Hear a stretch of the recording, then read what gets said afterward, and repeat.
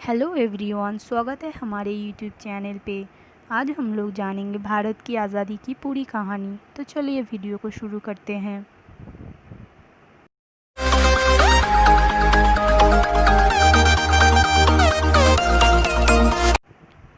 सबसे पहले जानते हैं ब्रिटिश क्यों और किस लिए भारत में आए थे। वो लोग आए थे वाणिज्य करने के लिए, लेकिन भारत के कल्चर में ही था कि अतिथि देवो भव, इसलिए ब्रिटिशों को आदर किया जाता था पहले। लेकिन ब्रिटिश ने इस चीज़ का बहुत ही गलत फ़ायदा उठाया और वाणिज्य के नाम पे भारत का अपर संपत्तियों को लूटना ही उनका प्रधान लक्ष्य समझा। उस समय भारत के अंदर सम्राटों के बीच मतभेद के कारण ब्रिटिश ने प्लासी और बक्सर युद्ध में जीत हासिल करने के बाद भारत में उनका शासन प्रतिष्ठित हो गया। शुरू हो गया ईस्ट इंडिया कंपनी के शासन के नाम पे शोषण। उसके बाद भारत के लोगों पर अत्याचार करके भारत से सब कुछ ले जाकर अपना झोली भरते थे। जिन लोगों का संपत्तियों का डॉक्यूमेंट नहीं था और जिन लोगों का डॉक्यूमेंट था फिर भी फर्जी डॉक्यूमेंट बनाकर सबसे जमी हड़प लेता था। कभी कभी शासन सह नहीं करने पर विद्रोह का नारा उठता था, लेकिन अंग्रेजों के भय से सब चुप हो जाते थे। उस समय सिपाहियों के लिए ब्रिटिश ने एक नया करतूस लाए थे, जो गाय और सूअर के चर्बी से बनाया जाता था। उसको दांत से काटकर बंदूक में भरना पड़ता था। इससे हिंदू और मुसलमान के अंदर विवाद शुरू हो गया। किसी में भी ब्रिटिश के खिलाफ आवाज़ उठाने का साहस नहीं था। फिर मंगल पांडे नामक एक सिपाही ब्रिटिश के खिलाफ विद्रोह शुरू कर दिया, सिपाही विद्रोह। ये विद्रोह अनसक्सेसफुल रहा और मंगल पांडे को फांसी दे दी गई। 1885 को जन्म हुआ इंडियन नेशनल कांग्रेस पार्टी का, जो बनने के बाद सब लोगों में एक स्वाधीनता पाने की नई किरण दिखी। उन दिनों शिक्षित बंगाल में राष्ट्रवाद के लिए आवाज़ उठने लगी, इसलिए बंगाल में ब्रिटिश विरोधी भावनाओं को देखकर बड़ी चालाकी से बंगाली भाषा लोगों को विभाजित कर दिया। फिर शुरू हुआ बंग आंदोलन। बंगाल से आने लगे खुदीराम बोस और बीनाय बादल दिनेश नामे युवा इंग्रेज के खिलाफ हथियार उठाने लगे और हंसते हंसते अपना प्राण त्यागे। उसके बाद अंग्रेजों ने भारत की राजधानी कोलकाता से दिल्ली कर दिया, लेकिन संग्राम नहीं रुका। फिर शुरू हुआ प्रथम विश्व युद्ध। अंग्रेज ने भारत के सिपाहियों को व्यवहार किया। फिर दक्षिण अफ्रीका से मोहनदास करमचंद गांधी आए, उर्फ महात्मा गांधी।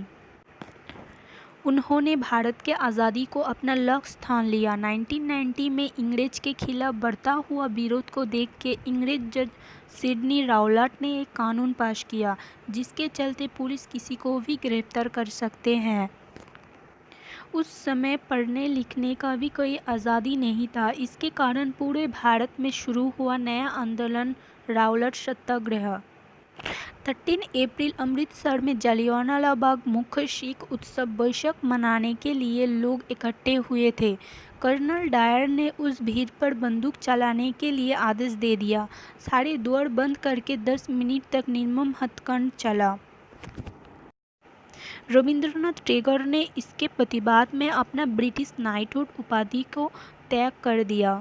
इस घटना ने भारतवासियों को आज़ादी के लिए लड़ने के लिए प्रेरित किया। उसके बाद भारतीय जातीय कांग्रेस ने असहयोग आंदोलन करने का फैसला लिया। 92 में चौरी चौरा नामक स्थान पे उत्तेजित जनता आग लगा दिया पुलिस स्टेशन पे, जिसके दौरान 23 भारतीय थानेदार और चपरासी मारे गए। अहिंसा के पुजारी महात्मा गांधी इस घटना के बाद असहयोग आंदोलन को स्थगित करने के लिए मजबूर हुए। उसके दौरान ब्रिटिश सरकार ने संवैधानिक सुझाव के लिए जॉन साइमन के नेतृत्व पे एक दल भेजा, जिसमें एक भी भारतीय नहीं थे। उसके प्रतिरोध में लाहौर पे गो बैक साइमन का नारा उठा, जिस पे नेतृत्व दे रहे थे लाला लाजपत राय। पुलिस के लाठीचार्ज पे उनका देहांत हो गया। बदला लेने के लिए भगत सिंह केंद्रीय विधानसभा पे बम गिराया। उनका आत्मसमर्पण के बाद फांसी पे चढ़ाया गया।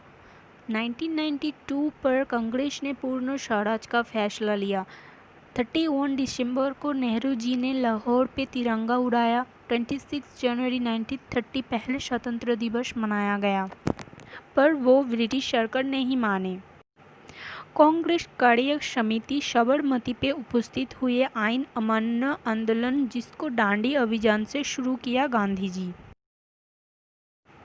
फिर शुरू हुआ सत्याग्रह आंदोलन, जिसके चलते भारत पे 1935 साल में पहली बार इलेक्शन चालू हुआ।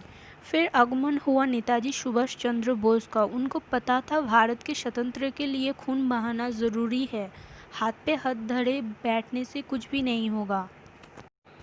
1938 पे नेताजी सुभाष चंद्र बोस हरिपुरा कांग्रेस के सभापति बने, जो गांधी जी के इच्छा के विरुद्ध था।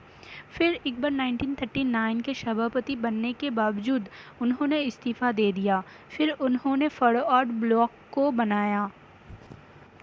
फिर शुरू हुआ द्वितीय विश्व युद्ध। भारत की सेनाओं के लेकर बनाया आज़ाद हिंद फौज, जो बाद में ब्रिटिश की डर का कारण बन गया।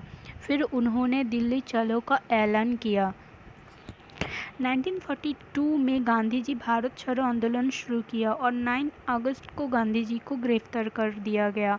लेकिन इस बार भारत नहीं रुका, आज़ादी का ख्वाब सबके लड़ने का बल दिया। पर इस बीच मोहम्मद अली जिन्ना ने 1946 पर एक नया देश की मांग की। वो एक मुस्लिम देश चाहते थे।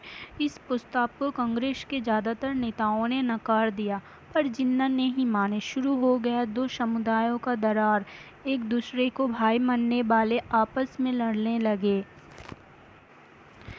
14 अगस्त सबकी सहमति से नया देश पाकिस्तान का जन्म हुआ और 15 अगस्त मध्य रात को हमारा भारत स्वतंत्र हासिल किया। पूरे देश पे खुशी का माहौल तो छा गया था, लेकिन विभाजन के दौरान बहुत मासूमों का घर उजड़ गया, उनके परिजन मारे गए। आज आज़ादी के 73 साल बाद आज भी एक दुश्मनी ताज़ा है। अंग्रेज तो चले गए, पर हमें आपस में लड़ गए। इस आज़ादी की मांग शायद खुदीराम भगत सिंह नहीं करे थे। मेरी एक छोटी सी गुजारिश है सबसे कि इंसान की विचार इंसानियत से करे, किसी रंग या धर्म से नहीं।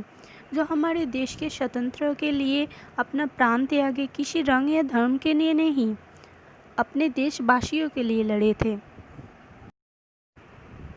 सो फ्रेंड, ये थी हमारी आज की वीडियो, जिसमें हमने आपको बताया भारत की स्वतंत्रता की पूरी कहानी।